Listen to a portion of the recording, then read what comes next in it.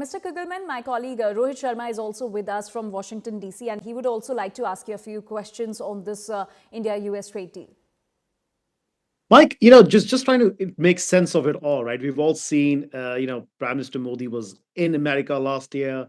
There has been a lot that has happened since then. I mean, it's almost a year now. What do you make of this relationship going forward? There are a lot of analysts who are talking about there is a trust deficit now between both the nations. This year, the last year has created that, and that although India may, would love to embrace the US, but it would do that with caution. What do you say to those critics who are saying that it would not go back to being normal again?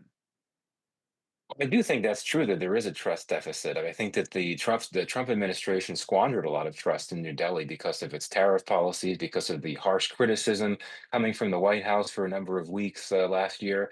And as important as this trade deal is, I think there still is a long way to go to getting this relationship back on track. It's not like the relationship had completely collapsed, right? I mean, there was significant degrees of cooperation in the defense sphere, in space, law enforcement, and all that. But it was in a lot of trouble, and I think it will take some time to get things back to where they need to be. But I'll say this, the new U.S. ambassador in India, Sergio Gore, I think he's come in there. He's only been there a few weeks. He's come in. Telegraphing his desire to really move this relationship forward. He's been exuding positivity, having all these high-level engagements. He announced that India would be invited to join Pax Silica after not initially getting an invitation. Now you have the trade deal. Gore is, as you know, very influential in Washington. He's very close to President Trump. So I think it's almost like Gore decided to come to India with the singular mission of getting this relationship back on track, and I suspect he convinced the White House to let him do that and trust him. And I suspect that the White House, including the president, does trust him. So that bodes well, I think, for U.S. India relations in the weeks ahead. And the other thing that Mike that stands out is no mention of F-35s. I think President Trump had wanted at one point in time last year with the joint conference with Prime Minister Modi. He said India should be buying and looking to buying this F-35s. That wasn't discussed, at least from what we've seen or heard. I think that's off the table now, right? Is it very safe to assume? Because if India was supposed to go in the direction, that $500 billion of investment that is posted on Truth Social would be such an easier target to meet, at least in some numbers. But do you think that F-35s are off the table now? Well, I mean, I wouldn't say they're off the table completely. I mean, this seems to be something that President Trump is really interested in, and when it comes to these deals he wants to be done, he's not just going to drop them. So, clearly, this was not a factor in the deal that came through. But I think moving forward, this is something that'll, I'm sure, still be on the agenda from the U.S. side, just not right now. So let's this is February now. We've got President Trump traveling to China in April. He talks about G2. There's America 250. There's going to be hopefully UNGA, right? Where does Quad fit in all of this? And President Trump has a very busy schedule. He actually wants to campaign hard for midterms, again, something the polls haven't been favoring the Republicans. So how do you see Quad taking place in all this, big event here, sorry? Yeah, I mean, you're right. I mean, I said before that this trade deal, I think, does create an opening to get the Quad back on track, right? Because you've got a multilateral organization with 50 or 60 member states. If two of the members aren't getting along, you could still get business done. But the Quad, of course, has four countries, and if half of them aren't getting along, you can't do much. But now that the U.S. and India are in a better position, maybe they could get things going again with the Quad. But you're right, it won't be easy.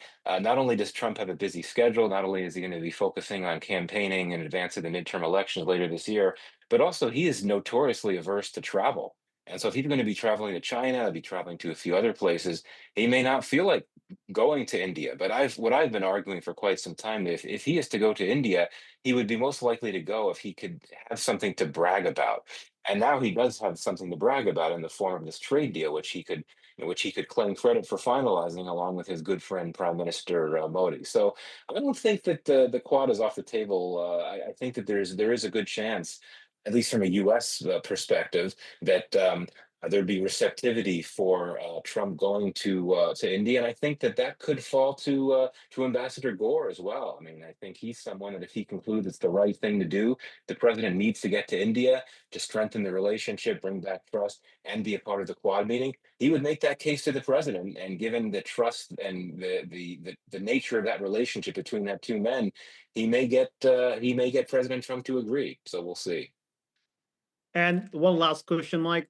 What are the next three steps, to restore faith in the relationship? There's also rhetoric against, the visas and immigration and all that. So what could be a natural next step to restore faith in the relationship? I mean, I think the first step is to not waste this opportunity, right? I said that you've got a major confidence building measure in the form of this trade deal. You've got to keep going. I do think that a critical step has already been taken, and that is that we are not hearing sharp criticism from the White House about India anymore. We're not hearing these comments about a dead economy and so on and so forth. That's important, and I think that that could really help things as well. And also, I think it's important for elements of the U.S. government outside of the White House to be engaged more on driving the relationship with India. I think the most hardline positions toward India have come from the White House. If you look at the bureaucracy and officials at the State Department, DoD, and elsewhere, a lot of continued support for the idea of partnership with India. So if you have leaders in those agencies, even mid-level officials driving the relationship more, I think that that'll allow us to see some pretty good things happening as well. Okay, all right. Over to you, Anjali. Absolutely. So that was Michael Kugelman, who is speaking on the implications and the impact of the India-US trade deal, the big announcement that has been made by Donald Trump. The tariffs have been lowered from 50% to 18%, and it is a win-win situation for both the nations. The fine print, of course, is awaited, but there are also certain conditions that have been placed by Donald Trump, which includes $500 billion purchase that has to be made by India, and also to make the imports of Russian oil zero. That has also been mentioned by Donald Trump.